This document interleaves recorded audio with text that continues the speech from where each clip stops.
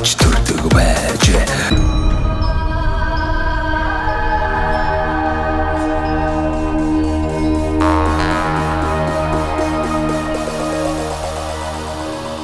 За монголчуудаа Монгол эх орныг нь танилцуулдаг сумандаа сайхан амьдрын нэвтрүүлгээ Дундговь аймгийн Сайн цагаан сум буюу Мандалговь хотоос одоо бэлтгэр гэж байна. Бас их сони юм да. Одоо аймгийн төвийн сумд ч одоо ихэвчлэн нэг нэртэй байдэн шүү дээ. Одоо Төв аймгийн 100 мод сум буюу 100 мод хот гэж явдаг бол одоо Дундговийн хувьд одоо ийм газар нутгийн хувьд томоохон. За тэгээд их олон зүйл сонслоо ах минь. Одоо Сайн цагаан сумчууд аймагтай малынхаа тоогоор бас 2 дугаарт ордог гэж байна. 370 гаруй мянган малтай гэж байна. За тэгээд Сайн цагаан сум нь болохоор байгуулагдаад одоо 100 жил болцсон байна тий. 100 жил. 100 жил. За тэгээд Мандалговь хот маань болохоор 42 онд байгуулагдсан. 42 он гэрч одоо 82 дахь жилийнхаа нүртэ золгож байгаа юм байна. За ийм өөрөөс онцлогтой сум байдаг юм байна. Тэгээд зарим хүмүүс толгой ирэхээр тийм ээ. Сайн цагаан сум, Мандалговь хот хийн тэгээд одоо тустай ч юм уу, нэг ч юм уу ялган салгаад хэцүү байдаг юм шиг байна. За миний дэргэд одоо энэ Сайн цагаан сумын 73 дугаар багийн одоо улсын авраг малчин Дасцэв гэдэг сайхан ахтайгаа нутаг орныхын талаар, ажил хөдөлмөрийн талаар нэг тавыг солио, хууч өрё гэдэг одоо ахтайгаа уулзж байгаа маа. За. Энэ сайхан намрын налгар өдрийн мэндийг ахтаа дэвшүүлье. За. За ах минь өөрийгөө танилцуулаач. Таны бас аав ээж ямар хүмүүс байв, хаагуур нутгалдаг байв. Яг энэ унган одоо энэ Сайн цагаан нутгийнхаа одоо хүмүүс байв уу тийм ээ? За. Энэ телевиз сонсогч ард түмэн та бүгдийн энэ өдрийн амгалан айлтгая. Би Дундговь аймгийн Сайн цагаан сум төрсөн Цэсрэнгийн Дасцэв гэдэг хүн байна. 1955 онд төрсэн. Манай ажаа бол энэ Дундговь аймгийн Сайн цагаан сумын угуул хүн. Ер нь нэг санитарын мэргэжлэр хүний багамч хийж байгаа. Тэгээд хүн болсон тийм хүн байгаамаа. За миний хувьд болохоор 4-р анги Сайн цагаан сумын баг боловсрол 4-р анги төгсөөд хөдөө мал дээр гараад хөдөө гарсан ер нь. Тэгээд нэлээд жил мал малсан бас цэрэгт явтлаа хөдөө мал малж яваад Ихэвчлэн ямар мал маллах вэ? хөвчлийн ер нь төлөв шүтлэн голдуу малж байлаа сувай мал.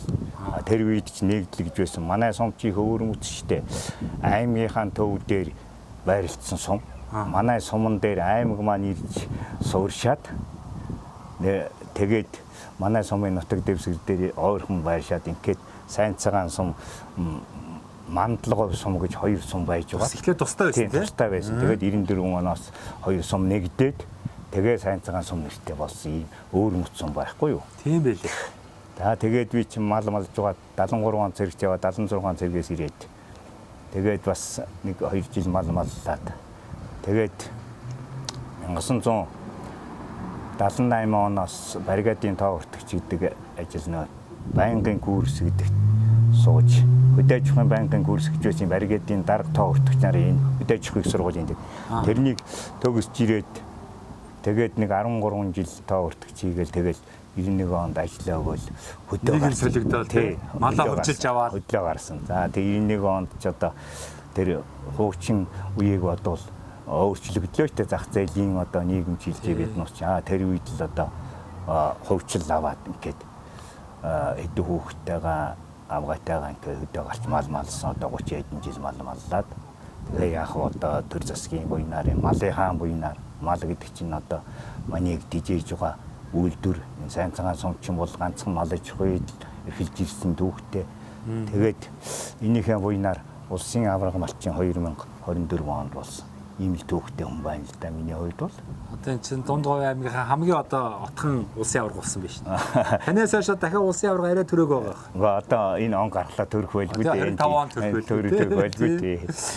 За ах маань одоо энэ сумынхаа төв аймгийн төвөөс яг хаашаага ер нь зүүргшаага хэдэн километр? 30 км-т байна. Бас бүр нэг холгүй маа. Холгүй. Ерөнхийдөө. За бас нэг ойрхон биш. Тий.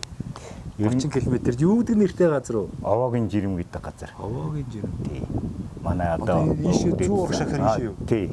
Энэ нөгөө энэ мандал говьчуудын одоо энэ сайн цагаанчуудын шүтдэг хайрханчуудаа хаах нэгдэг. Энд ойрхон уу? Сайн цагаан уул гэж энэ арай барантаагоор энэ байгаа. Тэргээр арай зүүн үү? Манайхан нэлээд зүүн өмнө.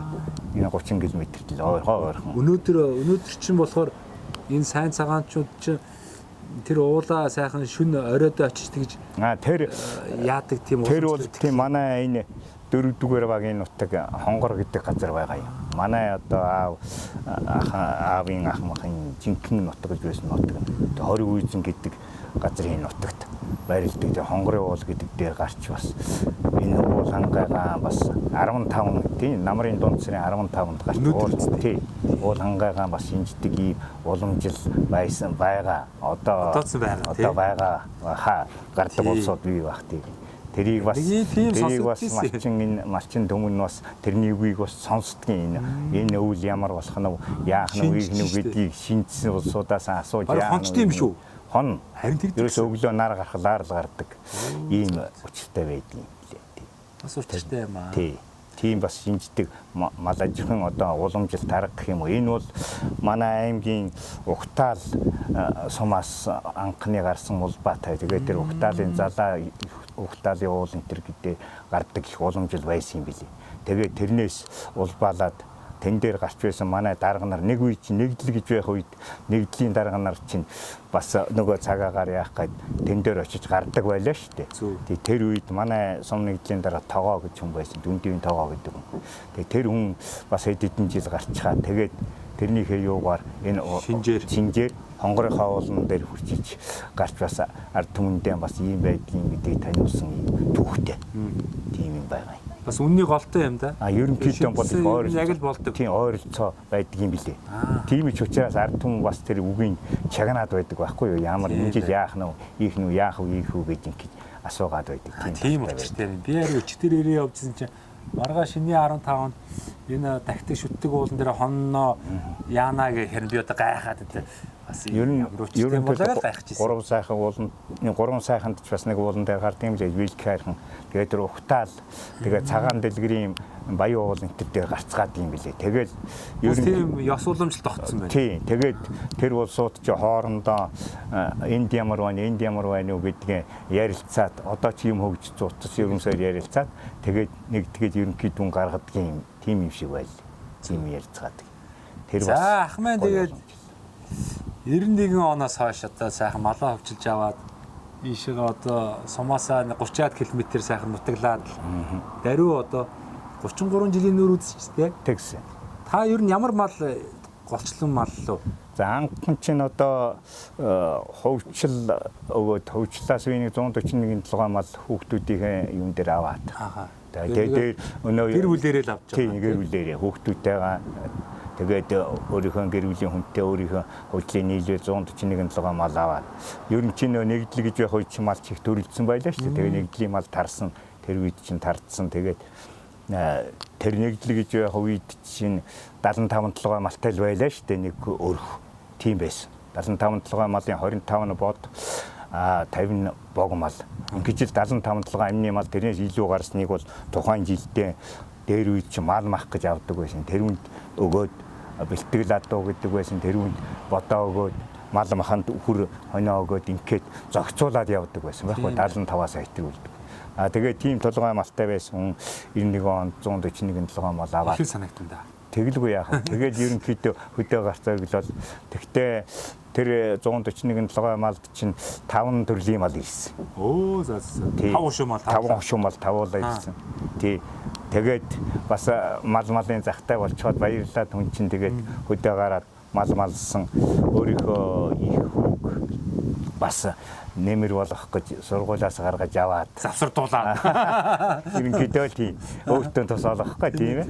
Тийм тэгээд хөдөө гараад эдэн жил маллаад тэгээд 99 онд дунд түүгээ өөрөө гарыг гэсэн сонирхолтой байсан. Тэгээ гараад малчиг одоо үйлдвэрчтэй мал 5 төрлийн мал гэдэг чинь үйлдвэрийн чинь өссөн хөөрхөө өссөн мал өссөн. Тэгээд дунд түүгээ хөдөө гараа ихлээр нь сургуульд явахгүй би хөдөө гарна. Хэлээр нь бас сонирхлын дагуу хөдөө гаргаад ингээ хоёр хүүхдээ хөдөө гаргаад Тэгээд ерөнхийдөө хөдөө өдийг хүртэл ажиллаж байна. Тэгээд дунд хүү маань ерөнхийдөө бас нэг адуу мал жаахан дуртай. Багаасаа бас морь мал, үний морь мал унаад. Тэгээд адуунд хөөрхөн дуртай болохоор нь ерөнхийдөө адууга дунд хүүдээ бүгдийг өгсөн. За. Төрөлжүүлж штэ. Тэгээд дунд хүү маань чойрт аваад чойрт сууринсан. Тэгээд ерөнхийдөө энэ дэлхийг бодвол бас нутаг бэлчээрэн чойр адуун бодон тохиромжтой учраас тийш нь гаргаад тэгээд их хүүтэйгээ энд ингээд одоо нэлээд жил бас отор нүүдэл хийж явсан. 99 оноос хойш бас цагаагаар ачин болсон энэ тэнд явсан. Тэгээд манай нутагчин бол их сайхан нутаг штэ.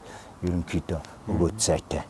Тэгээд хэдэн үхэртэй байж байгаад үхрийн анч бас зуудад үхүүлсэн. Тэгж угаад нэг мэлээ үхэр байснаа хүүхдүүдээ өгдөг хувиудаа дандаа 5 хүүхдтэй хувааж өгөөд тэгээ үлдсэн үхрээ чойрт хамгийн баг хүү маань бас очиж суурьсан. Тэгээ тэр хүүдээ үхрээ өгцсөн. Одоо ерөнхийдөө бол одоогийн байдлаар амин бадаад нэг зөвхөн бог малтай л ингээ өгшөнтэйгээ хуйлаа хөдөө амьдэрч байна.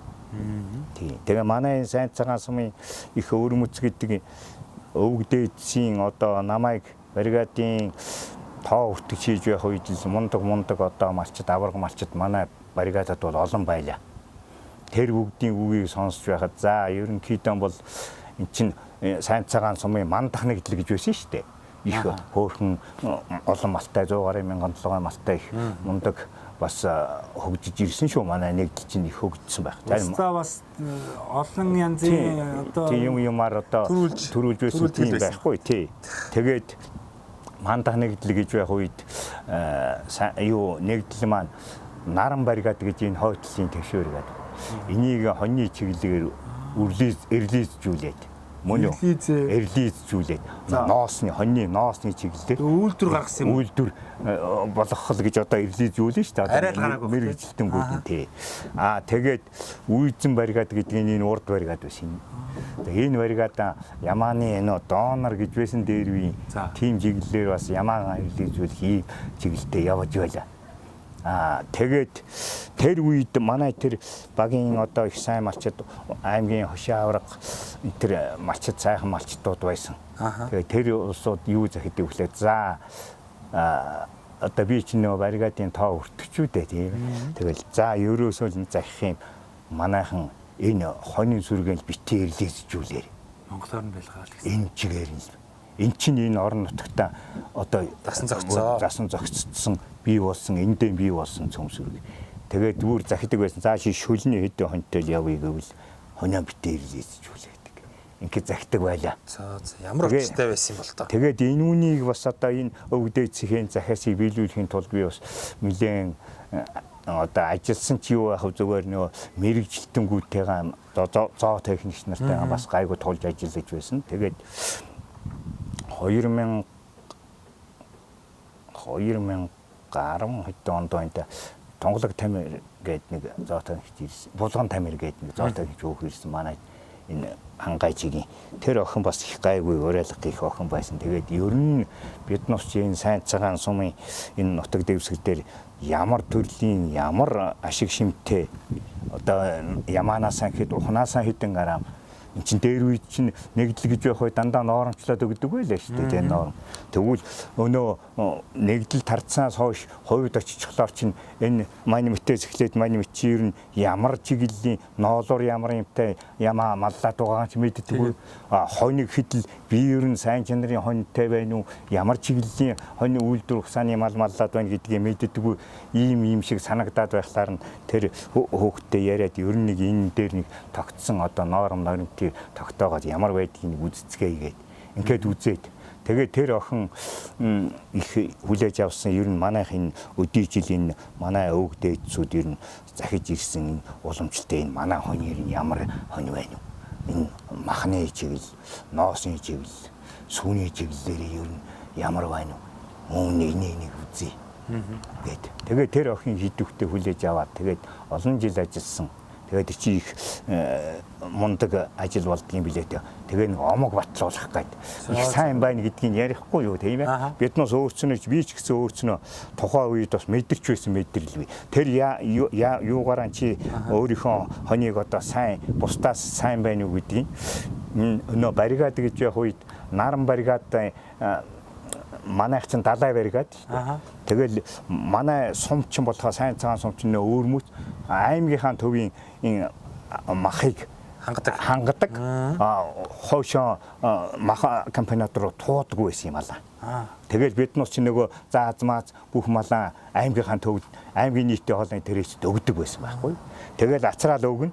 Тэгэл ацраал өглөө чинь манай хоньны жин өндөр гарна. Төлгөө чөгөн шүү дээ одоо тэгэл нөгөө мал их захигаад л үеч юм тэр үе чи мал хүн цөөхөн тэгээд л нөгөө төлөг цусаг авах нь хүн ховор тэгээд нөгөөдгөө чи нийтэл өгнө. Тэгэхэд л манайхны малын амьдын жин өндөр нарангийн хотлоор бага байгаад байдаг. Тийм ээ. Тий. Тэгээд л энэ дээр бас дүгнэлт шинжилгээгээд энэ ерөөсөн өөр мөц байна гэдгийг хийгээд тэгээд тэр охинтой нийлээд тэр охинтой нийлэх явах тэр охин л ажилласан. Ингээд сайн цагаан сумын омог гэж чөнийг батлуулахын төлөө хэдэн жил зүтгэсэн. Тэгээ батлуулсан. 21 онд батлуулаад омогийн хоныг одоо тэрнээс хойш чинь 3-4 жил болчихлоо шүү дээ тийм ээ. Тийм. Тэгэхээр 19-20 онд батлуулсан. Тэгээд тэн дээр батлуулахдаа бол махноос сүүний чиглэлээр тэгээд дандаа нөгөө л бараг баяд үйлдвэрийн хоньтой харьцуулдгийн билээ. Тэгдэм билээ. Нядлага хийгээл одоо их олон молын амин дүрсэн дээр чинь нядлаад, хавар нэг нядлаад, намар нэг малын төлөг нядлаад, эм хонь нядлаад ингээл харьцуулаад ингэсээр байгаад тэр батлуулаад омгийн гэдэг хоньтой болцоход 3 жил одоо гарыг болчихтол одоо яадгийн тухайн үед би бас тэр хөдөөж яаман дээр омог батлуулахад малчны төлөөлөлж очиж байсан. Зөв. Тэгээ тэн дээр очиод ингээд яхад хөдөөж яамны сайд нөгөө улаан сайд байсан. Тэгээд үүрэг өгчөөсөн аймгийн дарга очсон, сумын засаг дарга очсон, аймгийн засаг дарга, аймгийн хөдөөж дарга тэр бүгд очсон шүү дээ. Очиод байдгийм байлээ. Тэгээд байж хахад тэгсэн. За энэ омгийнхаа хоныг таанаас одоо нутаг орондоо үржүүлээд хөгжүүлээд дэлгэрүүлэн шүү гэсэн ийм үүрэг өгч байсан.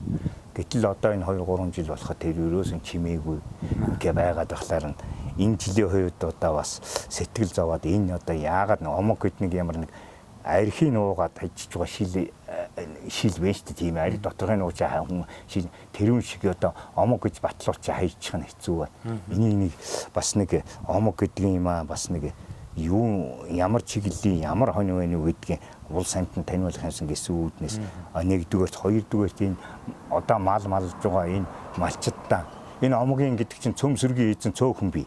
Ерөнхийдөө л манай баригадын голлсон хэдхэн айл байгаад байгаа байхгүй юу.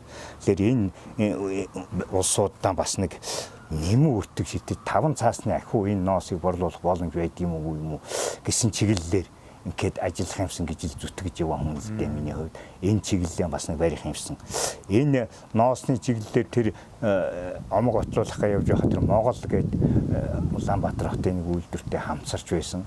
Тэгээд тэр омог батлуулахад тэр хөдөө аж ахуйн яамныханд манай хоньны ноосоор хийсэн оймос ороолт ноосны цамцын тэр батлуу юу өмнө ширээн дээр нь тавиад ийм байсан. Манай хоньны ноос яагаад онцлог өгөхлөөр хялгас багтаа ноолуурлаг ихтэй. Ийм ноостой байхгүй юу? Тийм байна. Тий, онцлогтой.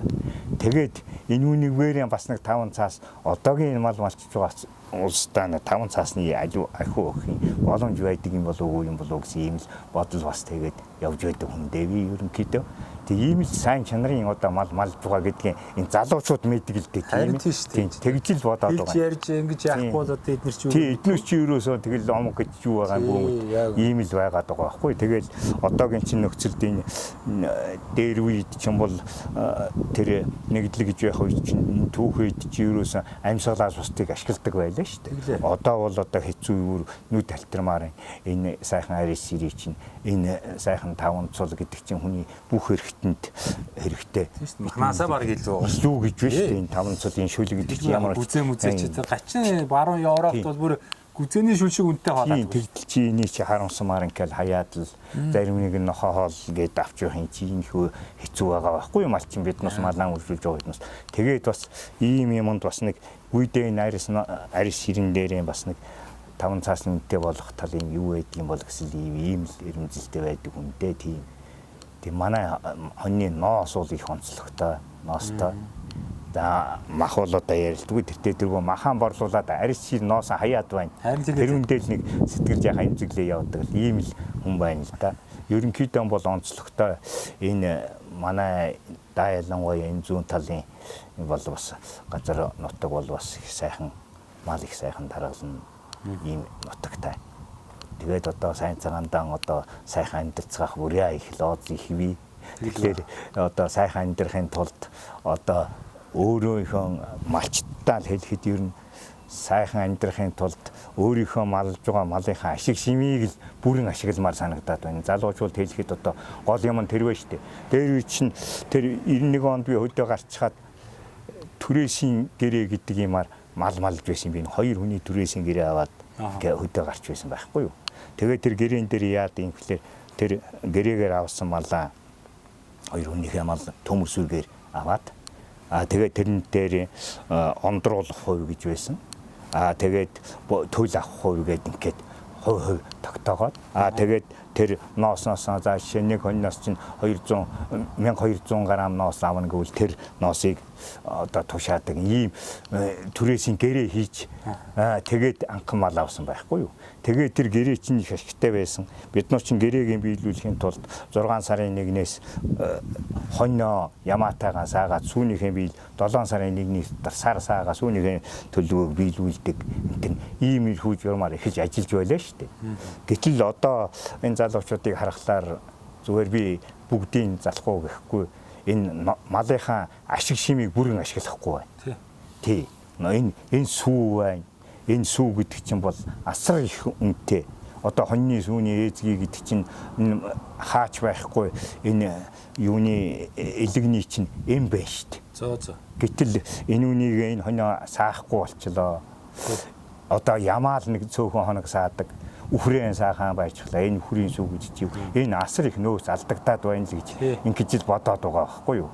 Тийм учраас л энэ залуучуудаа бас энэ үнийг л ашиглах юмсан гэж л одоо хэлж гүдэ миний үлгэр дуурайл болох нь хайш юм зүгээр энэ залуучуудаа бас хэлж ярих юмсан гэсэн бодолтой зорилготой ингээл ажиллаж байна да одоо даалгарцсан хүн зүгээр миний юу тоохоогүй юм мэдэхгүй.